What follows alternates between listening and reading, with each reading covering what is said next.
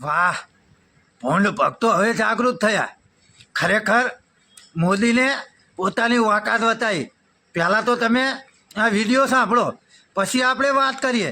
કારણ કે હવે ભોંડ ભક્તોય જાગૃત થઈ ગયા. હે, પહેલાં વિડીયો સાંભળો અને ખાસ કરી શેર જરૂર કરજો. કારણ કે આ તો ખેડૂત પુત્રનો વિડીયો છે, ખેડૂતનો વિડીયો છે, એટલે ખાસ કરી શેર જરૂર કરજો મિત્રો. જો અમે ભાજપમાં હતા, ઉભા રહ્યો ભાઈ, ઉભા રહ્યો. અમે ભાજપમાં હતા તે નરેન્દ્રભાઈ એવા ધાપા મૂક્યા હતા જુનાગઢ. અમે ભાજપમાં હતા તે ખેડૂતને અછેદી નાઈ છીએ, ખેડૂતને ઉરુદી નાઈ છીએ, આટલા ભાવ હોય છે. 2008માં કપાના ભાવ હતા ને એ અટાણે નથી, અટાણે નથી. અચ્છા, બાકી ઘરનું બાળક નંબરમાં મોદીએ એટલું ખેડૂત માંથી અત્યાચાર કર્યો, વીમો કાઢી નાખ્યો, વીમો હુકામ કાઢી નાખ્યો, પ્રીમિયમ ખાઈ ગયા આપણે પ્રાઇવેટ કંપની વાળા. હવે 2,000 રૂપિયા દે, 2,000 થાય ખેડૂત ને.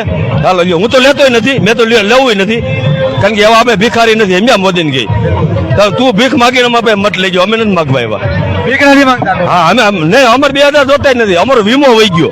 હવે 10,000 નું મોટરસાયકલ લઈને જાઓ, એનો વીમો હોય કે ન હોય, તમે સાચું બોલો, હોય કે ન હોય? 10,000 નું ઠોઠિયું લઈને નીકળો, વીમો ન હોય તો પોલીસ ખાતા રોકે કે ન રોકે? સાંભળ્યું ને મિત્રો, આ મોદીની ચાલાકી કેટલી છે. 2008માં પણ કપાસનો ભાવ એટલો જ હતો જેટલો અત્યારે છે.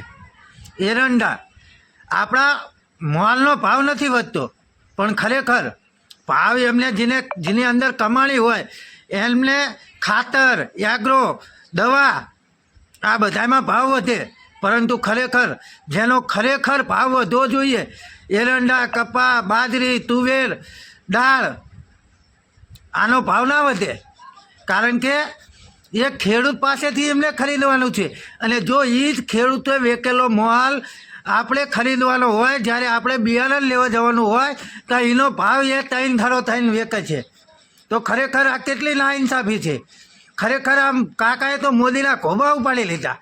વિડીયોને ખરેખર મિત્રો શેર કરો, કારણ કે લોકો જાગૃત થશે ને તો જ આ ભૂંડ ભક્તો, આ ગોબર ભક્તો અને આ મોદી ભક્તો, તો જ એમને ખબર પડશે કે હવે ખરેખર પબ્લિક જાગૃત થઈ છે અને ભાજપના વળતા પાણી થયા છે.